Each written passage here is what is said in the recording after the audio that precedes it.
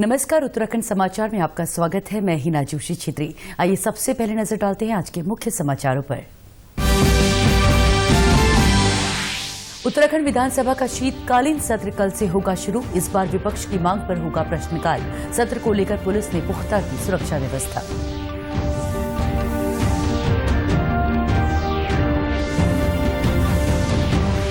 प्रदेश में पिछले 24 घंटों में कोरोना के 464 नए मामले सामने आए। अब तक 1413 मरीजों की हुई मृत्यु। कोरोना वैक्सीन और टीकाकरण के लिए तैयारियां जारी।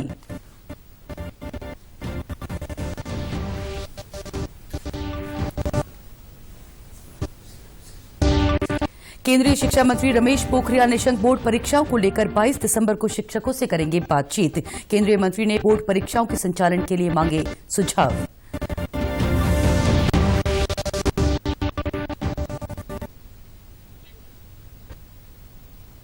और कोटद्वार में गढ़वाल राइफल सेना के लिए आज से शुरू हुई भर्ती प्रक्रिया।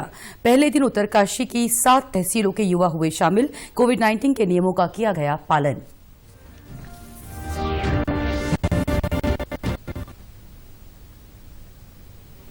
अब समाचार विस्तार से। उत्तराखंड विधानसभा का शीतकालीन सत्र कल से शुरू हो रहा है। सत्र को शांतिपूर्ण चलाने के लिए विधानसभा अध्यक्ष प्रेमचंद अग्रवाल की अध्यक्षता में सर्वदलीय और कार्यमंत्रणा समिति की बैठक हुई। विधानसभा अध्यक्ष प्रेमचंद अग्रवाल ने बताया कि विपक्ष के नेताओं ने शांतिपूर्ण सत्र चलाने का भरोसा दिया है। उन्होंने बताया कि सत्र में 5 विधेयक सदन के पटल पर रखे जाएंगे। इसके साथ ही अब तक 484 सवाल विधानसभा को प्राप्त हुए हैं जो सदन में उठाए जाएंगे। विपक्ष की मांग पर इस सत्र में प्रश्नकाल भी चलेगा। परसों फिर उसी प्रकार हमारा कार्य सत्र का प्रारंभ होगा, जिसमें अनुदान वार जो है अनुपूरक मांगों पर चर्चा होगी और साथ साथ पटल पर जो है जो विधेयक हैं वो रखे जाएंगे। और उसी दिन फिर दोबारा हम कार्यमंत्रणा समिति की बैठक करेंगे जो अगले दिन का हम एजेंडा तय करेंगे। और इसमें ये भी तय हुआ कि प्रश्नकाल भी चलेगा। हमारे पास अभी तक जो है 5 विधेयक जो हमें अभी तक प्राप्त हुए हैं। अभी तक हमारे पास जो है 484 प्रश्न अभी तक में। शीतकालीन सत्र के पहले दिन इस साल दिवंगत हुए विधायकों को श्रद्धांजलि अर्पित की जाएगी।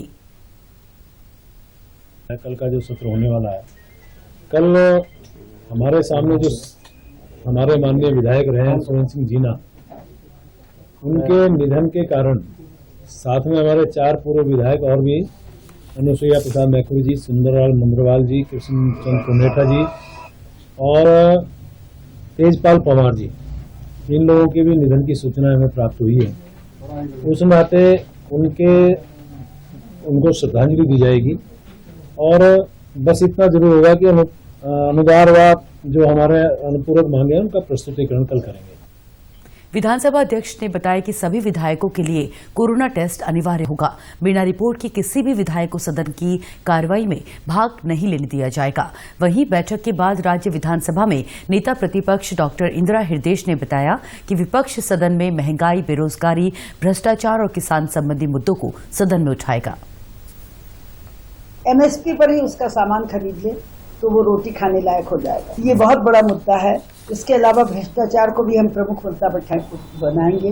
310 में छात्रवृत्ति घोटाले जो SC ST के हैं उन पर कोई कार्रवाई नहीं हुई। बड़े सब लोग बच गए, छोटे छोटे लोगों को नोटिस आ दी जा रहे हैं। कल होने वाले विधानसभा सत्र के दौरान सुरक्षा व्यवस्था और यातायात को लेकर पुलिस लाइन में SSP योगेंद्र सिंह रावत ने पुलिस के आला अधिकारियों के साथ बैठक की। उन्होंने कहा कि सत्र के दौरान किसी भी पुलिस अधिकारी की लापरवाही बर्दाश्त नहीं की जाएगी। उन्होंने पुलिसकर्मियों को सत्र के दौरान होने वाले धरना प्रदर्शन पर विशेष नजर रखने के निर्देश दिए। विभिन्न राजनीतिक दल और विभिन्न सामाजिक संगठन आंदोलन, धरना, प्रदर्शन, विरोध आदि करते हैं, जो कि एक लोकतांत्रिक उनका अधिकार है, लेकिन वो अपने अधिकार में सीमित रहें और विधानसभा सत्र भी निर्बाध रूप से संपन्न हो। इसके लिए जो देहरादून पुलिस है इसने अपनी पूरी तैयारी कर ली है। जो उचित स्थान है वहाँ पर बैरिकेडिंग की गई है। पर्याप्त मात्रा में पुलिस फोर्स को तैनात किया गया है और यह सुनिश्चित किया जाएगा कि विधानसभा सत्र शांतिपूर्वक ढंग से पूर्ण हो। SSP ने कहा कि सभी लोगों से कोविड-19 के गाइडलाइंस का पालन करने का अनुरोध किया जाएगा।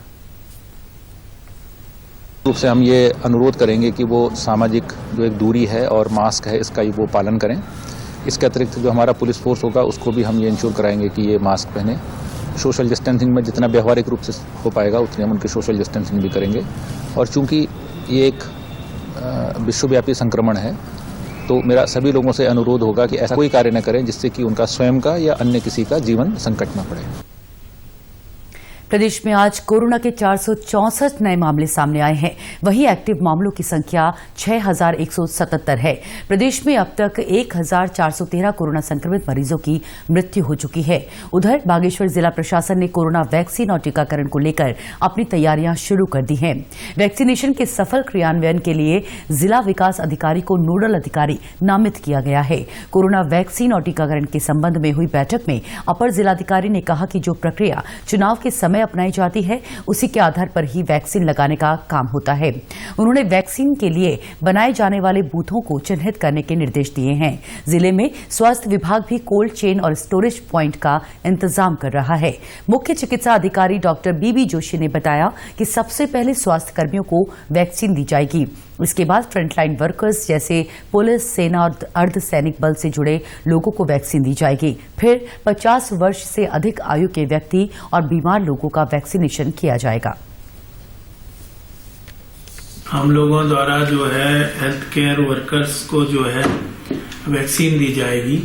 उसके बाद प्रायोरिटी जो पुलिस है, नगर पालिका है, इनके जो लोग काम कर रहे हैं उनको दी जाएगी। उसके बाद जो 50 प्लस के लोग हैं या कोमॉर्बिड लोग हैं जिनमें कोई बीमारी साथ में है, जैसे हार्ट की बीमारी, डायबिटीज, हाइपरटेंशन, COPD, ऐसे लोगों को चिन्हित किया जाएगा, उनको दिया जाएगा। उसके बाद जो प्लानिंग है कि मतलब 20% जिस हिसाब से हमें वैक्सीन अवेलेबल होती है उस हिसाब से हम वैक्सीनेशन करते जाएंगे। हमारी जो तैयारी चल रही है इस समय डिस्ट्रिक्ट लेवल में, तो जो वैक्सीनेशन होगा बिल्कुल इलेक्शन मोड पे होगा। जैसे इलेक्शन में पोलिंग बूथ बनाए जाते हैं। मुख्य चिकित्सा अधिकारी ने बताया कि वैक्सीनेशन के लिए वोटर लिस्ट के अनुसार सूची तैयार होगी जिसमें BLO और पटवारी सहयोग करेंगे। 2724 फ्रंटलाइन हेल्थ केयर वर्कर्स का डाटा तैयार किया गया है। वैक्सीनेशन के लिए 35 बूथ चिन्हित किए गए हैं। इसमें सभी CHC और PHC सेंटरों को शामिल किया गया है। मुख्य चिकित्सा अधिकारी ने कहा कि वैक्सीनेशन के बाद भी सभी को कोविड नियमों का पालन करते रहना होगा, तभी इसके परिणाम सार्थक होंगे। वैक्सीन का तो अभी डेफिनेट नहीं है कि किस दिन आएगी। वैक्सीन आने के बाद भी अभी ऐसा नहीं है कि वैक्सीन लगते ही उसको इम्यूनिटी मिलना शुरू हो जाएगी। जनता को अभी हम यही कहना चाहेंगे कि आप जो है जो डिस्टेंसिंग है, हाथ धोने वाली प्रोसेस है, मास्क पहनने वाले, इसमें बिल्कुल ढिलाई ना बरतें। जब तक आपको पूरी तरह वैक्सीन ना लग जाए उसके बाद भी जो वैक्सीन आती है वो 2 महीने में इम्यूनिटी देती है, जब या 3 महीने में देती है, तब तक पूरे प्रिकॉशन रखने हैं। आपको बता दें कि भारत बायोटेक की वैक्सीन का तीसरे चरण का ट्रायल चल रहा है। केंद्रीय शिक्षा मंत्री रमेश पोखरियाल निशंक 22 दिसंबर को बोर्ड परीक्षाओं को लेकर शिक्षकों से बातचीत करेंगे। अपने संदेश में उन्होंने कोरोना काल में शिक्षण कार्यों को जारी रखने के लिए शिक्षकों की सराहना की। शिक्षा मंत्री ने बोर्ड परीक्षाओं के संचालन के लिए शिक्षकों से सुझाव मांगे हैं। ये जो CBSE की परीक्षाएं हैं उस दिशा में आपका क्या विचार है? क्या सोच रहे हैं आपकी, ये कब होना चाहिए, कैसे होना चाहिए, क्या स्वरूप होना चाहिए? यदि यही परिस्थितियां रहती हैं तो इन परिस्थितियों में क्या मार्ग निकल सकता है, और परिस्थितियां साधारण होती हैं तो सामान्य परिस्थितियों में हमको क्या करना चाहिए? आपका क्या मन है? आप प्रतियोगी परीक्षाओं के बारे में क्या विचार रखते हैं? तो मुझे भरोसा है कि आप थोड़ा सा सुझाव भी देंगे। आपका परामर्श हमारे लिए बहुत महत्वपूर्ण होता है। पौड़ी जिले के कोटद्वार में गढ़वाल राइफल सेना की भर्ती आज से शुरू हो गई है। बलबीर स्टेडियम में हो रही भर्ती प्रक्रिया के पहले दिन उत्तरकाशी की 7 तहसीलों के युवा शामिल हुए। इस दौरान कोविड-19 के नियमों का पालन किया गया। सेना के अधिकारी कर्नल विनीत वाजपेयी ने बताया कि भर्ती होने आए सभी युवाओं के दस्तावेजों की जांच पड़ताल के साथ साथ कोविड-19 की नेगेटिव रिपोर्ट भी देखी जा रही है। भर्ती में पारदर्शिता लाने के लिए मैदान में चारों ओर CCTV कैमरे भी लगाए गए हैं। कैंडिडेट्स का सोशल डिस्टेंसिंग दिखा गया, वो मास्क लगा के हाथ में सैनिटाइजर लेके आए। जो कैंडिडेट्स पास होंगे उनके डॉक्यूमेंट्स का रजिस्ट्रेशन होगा, उसके बाद उनको बीम का टेस्ट होगा, उनको 9 फीट की डिच क्रॉस करनी होगी। पारदर्शिता के लिए 22 CCTV कैमरे इस समय ग्राउंड पे लगे हुए हैं। कोटद्वार के उप जिलाधिकारी योगेश सिंह मेहरा ने बताया कि भर्ती के लिए आए युवाओं के लिए सभी प्रकार की व्यवस्थाएं की गई हैं। कोविड-19 की जांच के लिए जगह जगह सेंटर भी बनाए गए हैं। प्रॉपर सोशल डिस्टेंसिंग और मास्क के साथ यहाँ पे जो है पूरा भर्ती रैली कंडक्ट कराई जा रही है। देखिए, कोविड-19 का एक जो तहसीलवार एक रोस्टर है, उसके हिसाब से दुगड्डा के जो भर्ती रैली का दिन प्रस्तावित है, उसको देखते हुए 3 यहाँ पे कोविड टेस्टिंग जो सेंटर्स बनाए गए हैं। इसके अलावा यदि किसी व्यक्ति को यहाँ पे सिम्टोमेटिक पाए जाने पे या आवश्यकता के दृष्टिगत यदि जो सैन्य प्रशासन है उसके द्वारा अगर बताया जाता है तो उसका कोविड केयर सेंटर कोडिया में कोविड टेस्ट कराया जा सकता है। आपको बता दें कि आज भर्ती रैली में 2744 युवाओं ने हिस्सा लिया। दौड़ में 522 युवा सफल हुए। सांसद अजय टम्टा ने अल्मोड़ा जिले के दूर दराज के क्षेत्रों के लिए आज 2 एम्बुलेंस हरी झंडी दिखाकर रवाना की। एम्बुलेंस को ताकुला और चौखुटिया में तैनात किया जाएगा। इस अवसर पर सांसद अजय टम्टा ने बताया कि कोविड-19 के मद्देनजर सांसद निधि से स्वास्थ्य विभाग को वेंटिलेटर और पोर्टेबल एक्सरे मशीन उपलब्ध कराई गई है। उन्होंने बताया कि आगामी मार्च में अल्मोड़ा मेडिकल कॉलेज का संचालन किया जाएगा। उन्होंने पिथौरागढ़ मेडिकल कॉलेज की घोषणा करने के लिए प्रधानमंत्री नरेंद्र मोदी और केंद्रीय स्वास्थ्य मंत्री हर्षवर्धन का आभार जताया। भारत सरकार नरेंद्र भाई मोदी जी का और डॉक्टर हर्षवर्धन जी का बहुत धन्यवाद देता हूं कि उन्होंने हमारे पिथौरागढ़ को भी मेडिकल कॉलेज देने की घोषणा की है और उसका पैसा भी हमारा रिलीज हो रहा है और उसकी जगह भी हमने चिन्हित कर ली है, उसको भी तत्काल हम पूरी करेंगे। चमोली जिले के स्वतंत्रता संग्राम सेनानी स्वर्गीय राम प्रसाद बहुगुणा की शताब्दी वर्षगांठ धूमधाम से मनाई गई। उनके जन्म दिवस पर आज जनप्रतिनिधियों, साहित्यकारों सहित अन्य लोगों ने नंदप्रयाग में उनके स्मारक पर माल्यार्पण कर उन्हें श्रद्धांजलि दी। उनके बेटे समीर बहुगुणा ने बताया कि कम उम्र में ही राम प्रसाद बहुगुणा स्वतंत्रता की लड़ाई में शामिल हो गए थे। वर्ष 1920 में जन्मे राम प्रसाद बहुगुणा वर्ष 1942 के भारत छोड़ो आंदोलन में जेल गए। उसके बाद बहुगुणा जी ने ये कह करके कि मुझे अंग्रेजों की गुलामी में पढ़ना स्वीकार नहीं है, स्कूल छोड़ दिया और अपने स्वाध्याय से उन्होंने पढ़ाई की। 1942 में वे कई आंदोलनों में भाग लेते हुए गिरफ्तार कर लिए गए। जेल से छूटने के बाद उन्होंने समाज की कुरीतियों को मिटाने के लिए, समाज की बुराइयों को मिटाने के लिए और समाजवादी विचारधारा से प्रेरित होकर के लिखना शुरू किया और कलम को ही अपना आधार बनाया। नंदप्रयाग की नगर पंचायत अध्यक्ष हिमानी वैष्णव ने कहा कि स्वतंत्रता संग्राम के दौर में चमोली से किसी पत्र का प्रकाशन नहीं होता था। तब राम प्रसाद बहुगुणा अपने हाथों से लिखकर लोगों को पहाड़ की समस्याओं और आजादी की लड़ाई के प्रति जागरूक करते थे। ये उनका बड़ा क्रांतिकारी कदम रहा है और उसके बाद आज़ादी के बाद जनपद चमोली में पत्रकारों का जो उनसे जुड़ाव हुआ और उनमें सौभाग्य से एक नाम मेरा भी है। मैं भी उनके देवभूमि से जुड़ा रहा और स्थानीय होने के नाते मैं भी समाचारों का प्रेषण उनको करता रहता था और पत्रकारों की एक फसल उन्होंने यहाँ पे तैयार की और बड़ी संख्या में पत्रकार बने। स्वर्गीय रामप्रसाद बहुगुणा ने गढ़वाल का पहला साप्ताहिक अखबार देवभूमि का प्रकाशन नंदप्रयाग से किया और सामाजिक बुराइयों के खिलाफ संघर्ष किया। गढ़वाल शैली के प्रख्यात चित्रकार मोला राम के द्वारा बनाए गए चित्रों की संख्या हजारों में आंकी जाती है। वर्तमान में इस शैली में चित्रकार अंशु मोहन द्वारा कार्य किया जा रहा है। आपको बता दें कि प्रख्यात चित्रकार मोला राम गढ़वाल चित्रकला के जन्मदाता माने जाते हैं। उनके पूर्वज श्यामदास और हरदास मुगलकालीन चित्रकला में पारंगत थे। अंशु मोहन मोला राम के चित्रों की खोज करने के साथ साथ उनके चित्रों की प्रतिकृति तैयार कर रहे हैं और गढ़वाल शैली में चित्र भी बना रहे हैं। लघु चित्रकला से ये आरंभ होता है जब दाराशिको का बेटा सुलेमान शिको औरंगजेब जब उसको निष्कासित करता है अपने राज्य से, तो वो पहाड़ की तरफ माइग्रेट करता है और माइग्रेट होने पे यहाँ का जो राजा रहते हैं पृथ्वी शाह, उनके शरण में आते हैं वो लोग।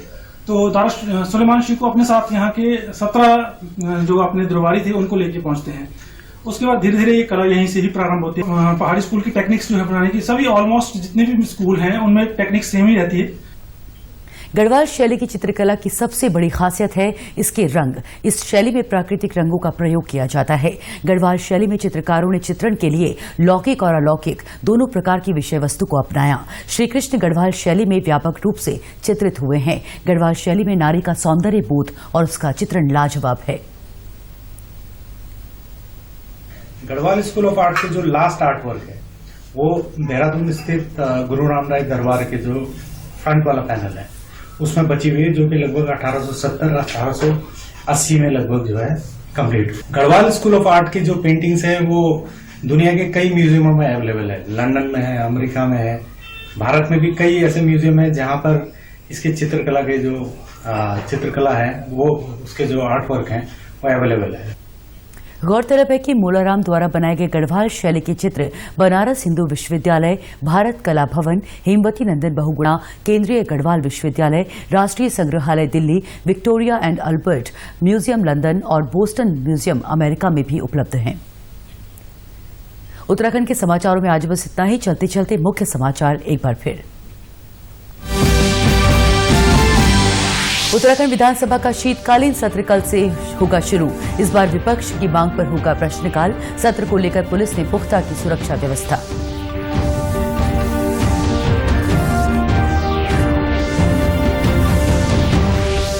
प्रदेश में पिछले 24 घंटों में कोरोना के 464 नए मामले सामने आए। अब तक 1413 मरीजों की हुई मृत्यु। कोरोना वैक्सीन और टीकाकरण के लिए तैयारियां जारी। केंद्रीय शिक्षा मंत्री रमेश पोखरियाल निशंक बोर्ड परीक्षाओं को लेकर 22 दिसंबर को शिक्षकों से करेंगे बातचीत। केंद्रीय मंत्री ने बोर्ड परीक्षाओं के संचालन के लिए मांगे सुझाव।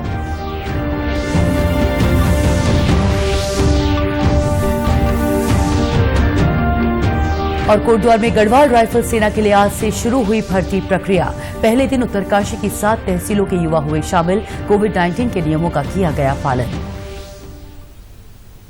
इसी के साथ समाचार समाप्त हुए। नमस्कार।